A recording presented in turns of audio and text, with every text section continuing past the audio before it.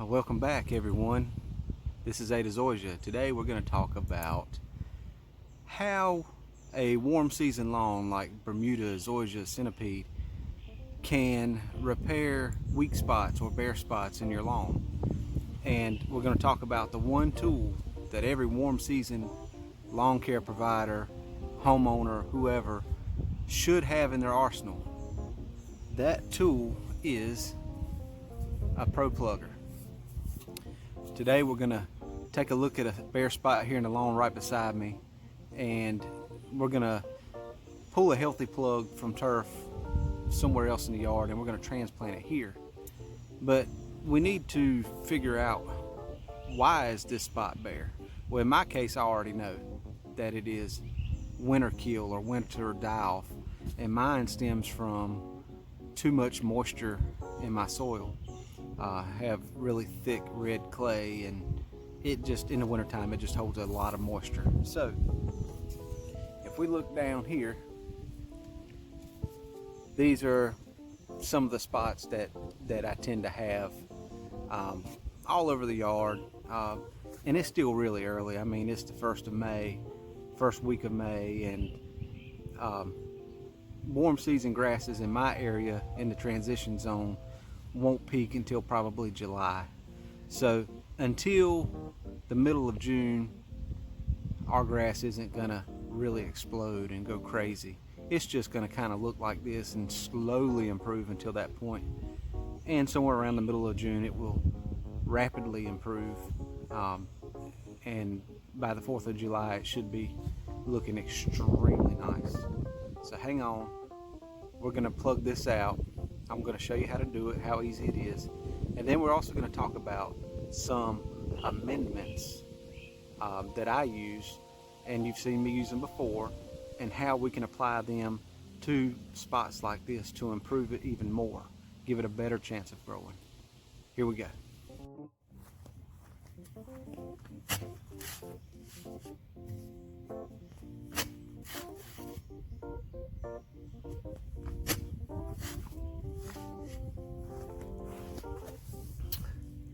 That's how simple this tool is to use.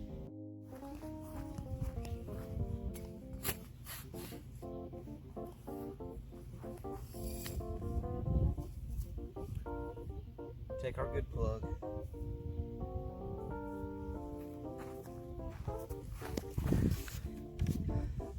That's literally all you have to do. And I would recommend, maybe if you had larger patches and you want to just fill in those areas, you can take plugs 3 inches apart and just place those in there, and it'll fill in much quicker that way. Let's find another one and knock it out. Here we go. Here's another little one.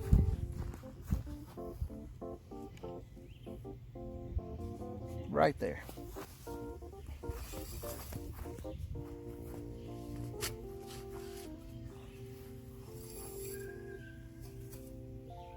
Good plug.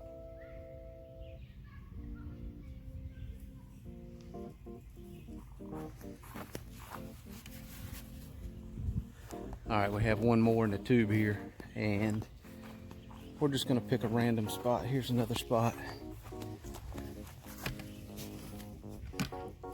Woo. And you can see that spot, and the reason they're white is because I top dressed with topsoil, and when it rained really hard, it washed away the organic material and left me with a sandy base, and it's white, so it really sticks out. Here we go.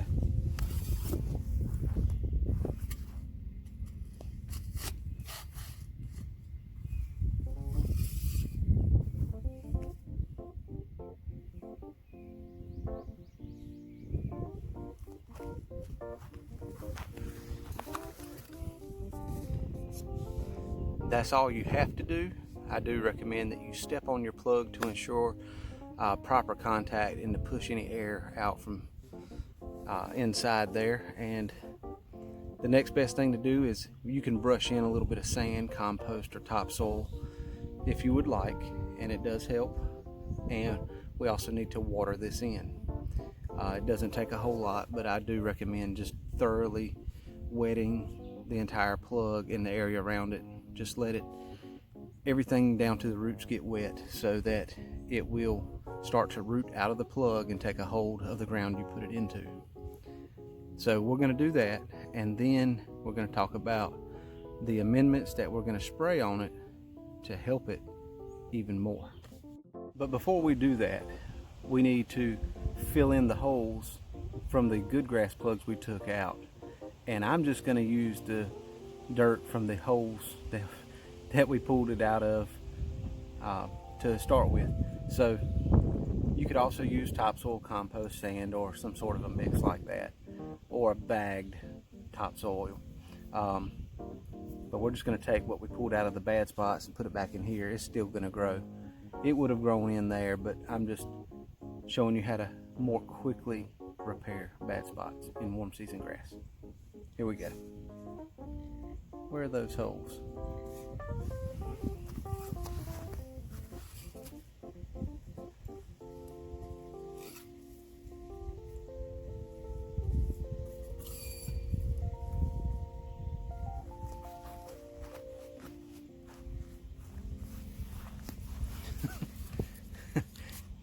It's really so easy.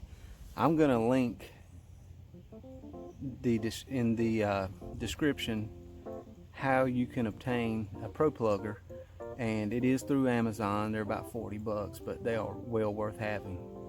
So let's get these things set, get it watered in, and then we're going to talk about amendments. Alrighty, so I put together the compaction cure of the aerate and the RGS, and I did that for the reason is compacted soil. So just really tight clay. You know, clay is very fine particles that's packed together, and it's really sticky. When it's wet, it's still really thick, holds a lot of water. When it's dry, I mean, it's like a brick. And the only airspace that you get at that point in time is when it cracks, and that's typically surface cracks. But I'm going to spot treat some of the weak areas and the areas we just plugged in with 3 ounces of RGS and 6 ounces of aerate per 1,000 square feet. And remember, aerate is 6% humic acid and 3% cold water kelp, and the aerate is 5% potassium and 8% humic. So we're going to get this down in a spot treatment, and then also today we're going to apply this same configuration in a broadcast of the whole yard with a push sprayer. So I'm going to give you 2 different ways to apply, one using a hose end sprayer, the other with a push sprayer. Could be backpack, it doesn't matter. But anytime you use a N-ext product, you need to make sure you shake the container very well to agitate whatever's inside. And when you're done adding your concentrates to your container, you don't have to, but you can fill that container up so that it will flow through the container better as it's sucking it in. You just make sure you spray it all out in 1,000 square feet, and that way you know you have your dosage correct.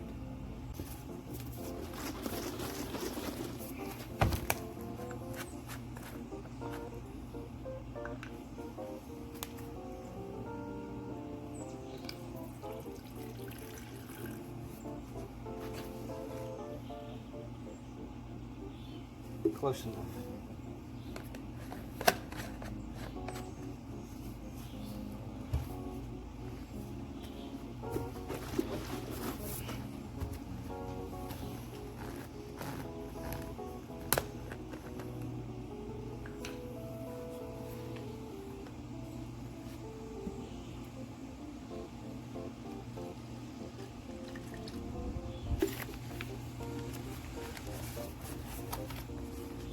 That is why you use protection.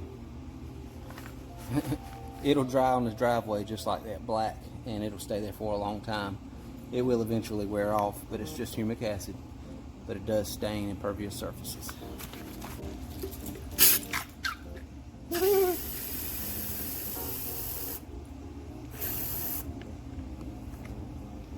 And we got some on the driveway.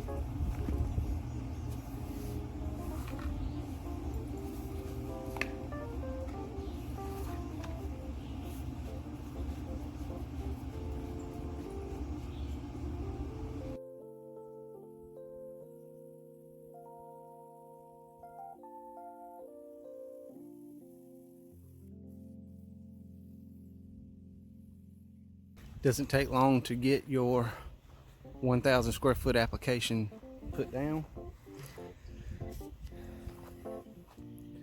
The last thing I would suggest you do is to rinse out your equipment so that you don't have stains and dried material left over to clog it up next time you use it.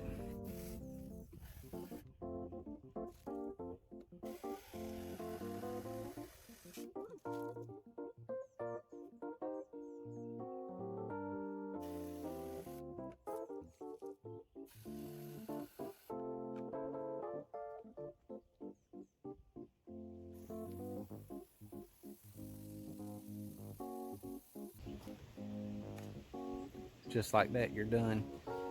The next thing we're going to do is a broadcast application of the same products. Again, it is the compaction cure of RGS and aerate, and it should help open up some pore space in our soil, and also at the same time give a root growth stimulant for our roots to fill in any pore space that is created. Time to take a sneak peek at what's for dinner. I'm really excited today because my son is coming home from college. He just had his finals. He made a couple of B's, but the rest were all A's, and I'm really proud of him.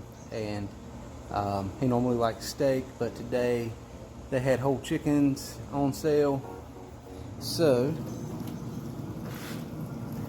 I spatchcocked a couple of chickens, and now we're cooking them like this at about 225, and we'll just let them go until they're done, and then at the end we'll crank up the heat a little bit just to get a little crisp on the outside, and they're gonna be good. Alright, before we get to spraying, we're going to talk a little bit about these tips. You can use a regular fan nozzle or this green fine tip nozzle, but in our case today we want to make a soil application, so we're going to use an air inducted T-jet, and this is the AI 110, 110 degree spray pattern with a very large droplet size due to the air induction. So this is the guy we're going to use today.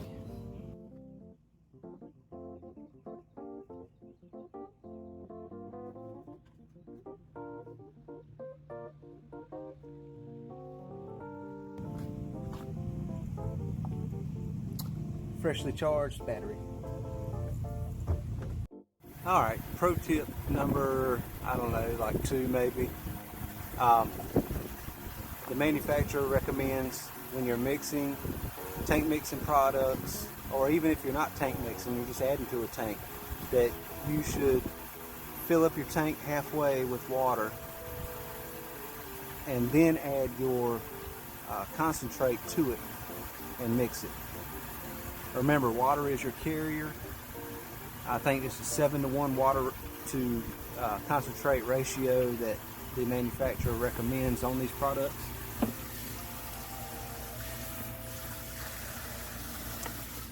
Stop right there. So it doesn't matter if you use 10 gallons of water per 1,000 square feet, as long as you put the recommended amount of product in that 10 gallons, then you're good to go. But at least a 7-to-1 ratio of water to concentrate. So I'm mixing up 1 gallon per 1,000, so I've far exceeded that recommendation. But we're going to do about 10,000 square feet today, so that's going to be 60 ounces of aerate and 30 ounces of RGS.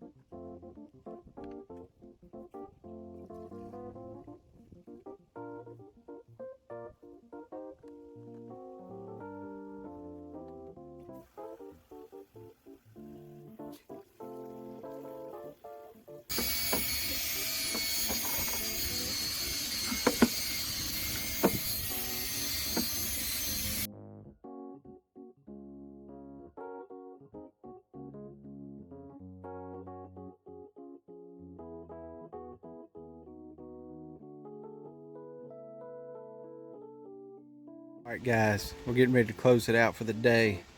But you remember 2 weeks ago I top dressed here with topsoil right down this line, pretty heavy.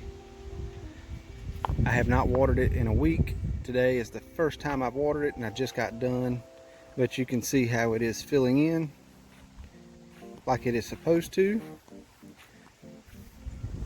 And I also worked on all this section here. It's all starting to fill back in, and we should be getting some 80-degree temperatures by the end of this week, so we're going to have some growth going on once we get there. Not too bad for what it is right now. It'll get better, but I wanted to give you an update. Now keep in mind, today we put out the RGS and the aerate. Those will work together to open up the ground and also encourage the root growth to fill in to any open area available. And next week we're going to hit our regular fertilizer application, and we may have a small project that we'll hit. In the meantime, I am continuing to top dress a little bit with compost in some of these weaker areas. I have not hit this yet. I'm working on the backyard, which is kind of new. This is this will be its 3rd year of growth, and it actually started in the fall a couple years ago. So there we have it for this week. Thanks for tuning in, and I will see you next time.